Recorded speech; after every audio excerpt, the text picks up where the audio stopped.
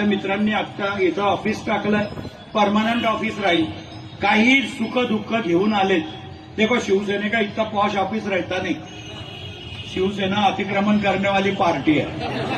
टापरा लगा फिर रोड पे. बंबई में तुम देखेंगे तो सब शाखा रोड पे है, सब अतिक्रमण में है. पण हेमंत बावनन यांनी एकदम पॉश बनवायला, क्योंकि तुम तोड़ी को तोड़ है. सामने वाला भी एकदम पॉश है. इसकी वजह से इन्होंने भी ऑफिस पॉश बनाया कि अपना भी कुछ कम नहीं है, हम भी किसी से कम नाही. अशातलं वातावरण आहे.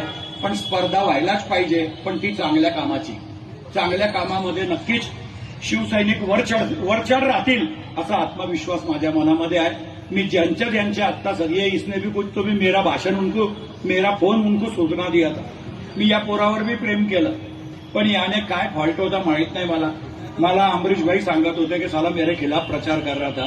याने माझा फोन भी भाईला ऐकून दिला आणि त्यांनी माझ्या विरुद्ध वक्तव्य केलं असं मला माहिती आहे.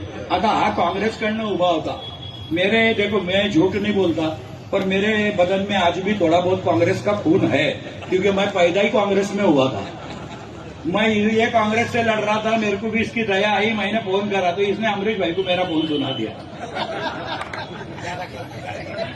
मुझे कभी कभी मदद भी नहीं करना, नेकी कर दरिया में डूब, ऐसा हिसाब हो जाएगा मेरे.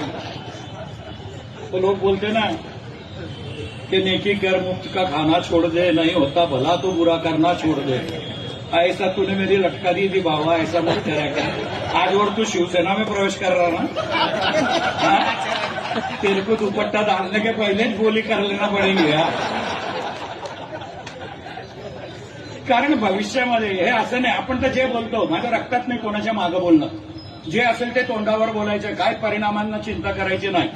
आपण जोपर्यंत आपलं मन स्वच्छ आहे, आपल्या मनामध्ये पाप नाही, आपण एकदम प्रामाणिकपणे सर्वांच्यासाठी, त्यांच्यासाठी बी केलंय, आता शिवसेनेसाठी बी करू, ही जबाबदारीच मला एकनाथ शिंदे साहेबांनी दिली आहे.